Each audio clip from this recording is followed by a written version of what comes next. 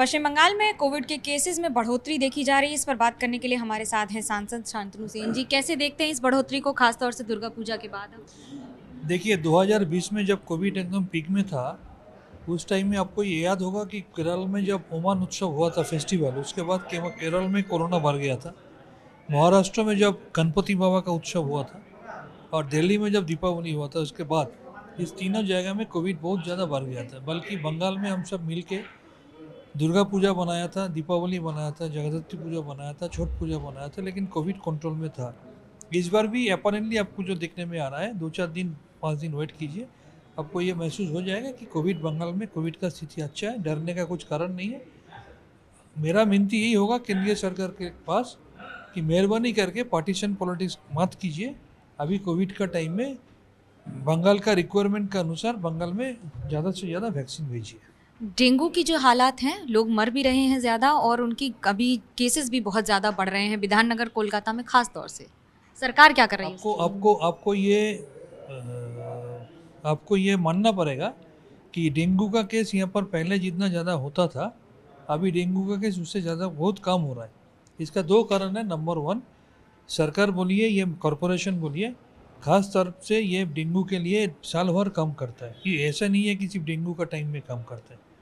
और दूसरा ये है कि ये कोविड का टाइम में हम लोग सैनिटाइज करने के लिए जो और वो कोविड को डिसइंफेक्ट करने के लिए जो स्प्रे हमने किया था, उसमें ऐसा ये कहा जाता है, ऐसे थोड़ा सबूत भी है कि ये डेंगू का जो लार्वा है उसको भी ये किल करता है।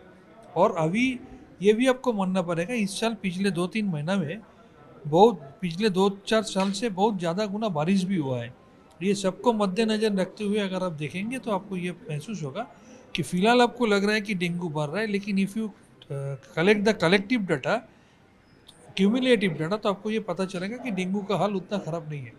हालात तो अब राजनीति की बात कर लेते हैं। गोवा में मुख्यमंत्री ममता बनर्जी की तस्वीरों को नुकसान पहुंचाया गया, पोस्टर्स तोड़े गए और अब अरविंद केजरीवाल के पोस्टर्स त्रिपुरा में हैं। कैसे देखते हैं इसको? देखिए, हम 2 दिन पहले भी ये बोल रहे थे किसी को कि हमको गोवा का बीजेपी और त्रिपुरा का बीजेपी में थोड़ा फ़र्क नज़र आ रहा था। जबकि त्रिपुरा में बीजेपी वाला इतना हुलिगनिज्म करता है। आपको मालूम है कि हमारा एक कार्यकर्ता की इतनी बुरी तरह से पीटी है कि वो पीजी में उसका डायलिसिस चल रहा है। इतना हुलिगनिज्म त्रिपुरा में करता है। बल्कि गोवा में हम जब गए थे, देखे थे पूरा तृणमूल फैले हुए है, पोस्टर बैनर लगा हुए है। हमको लग रहा था कि गोवा का बीजेपी, त्रिपुरा का बीजेपी या बंगाल का बीजेपी से शायद कुछ फ़र्क है। लेकिन आज मेरे को ये पता चल रहा है, जिसका पूछ टेढ़ा होता है उसका पूछ सब जगह टेढ़ा ही होता है। इसलिए उसका असली चेहरा बाहर आ गया। अभी वहाँ पर भी ये हुलिगनिज्म कर रहा है। इसका मतलब ये साबुत ये हो रहा है, जैसे कि त्रिपुरा में उसको पता चल गया कि उसका सड़क हट रहा है, पैर जमीन हट रहा है। अभी गोवा में भी वो लोग महसूस करने लगे हैं कि आने वाला 3-4 साल में, जो 3-4 महीना में जो असेंबली चुनाव होने वाला है, वहाँ पर ममता बनर्जी और तृणमूल कांग्रेस वहाँ पर विन करने वाला है। इसलिए उसका ये असली चेहरा बाहर आ गया। कांग्रेस कह रही है आप सिर्फ उसी जगह जा रहे हैं जहाँ पर कांग्रेस को नुकसान पहुँचाया जा सके। देखिए, आपको ये पहले भी हम बोले थे, एक कांग्रेस का 440 आसन एक बार मिला था। वो अगर घट के 44 में नहीं आता तो 2014 में मोदी सरकार नहीं बना पाता। कांग्रेस को सबसे पहले आपका घर को संभल के रखना है, उसको आपको लीडरशिप को संभल के रखना है, आपस में जो कॉलिशन चल रहा है उसको संभल के रखना है। तृणमूल कांग्रेस बीजेपी को हटाने में सबसे पहले है।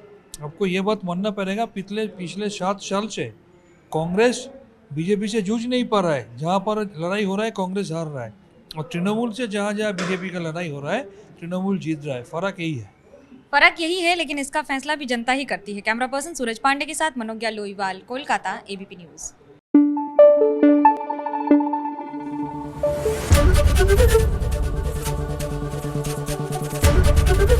एबीपी न्यूज़ आपको रखे आगे।